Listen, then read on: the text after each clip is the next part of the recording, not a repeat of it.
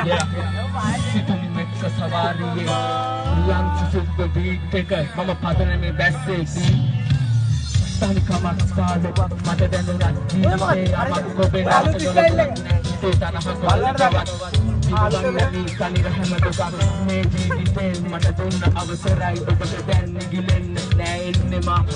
ඔබ නිතවන්න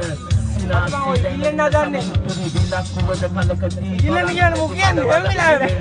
මේ ජීවිතේ දුක සැප පෙරේ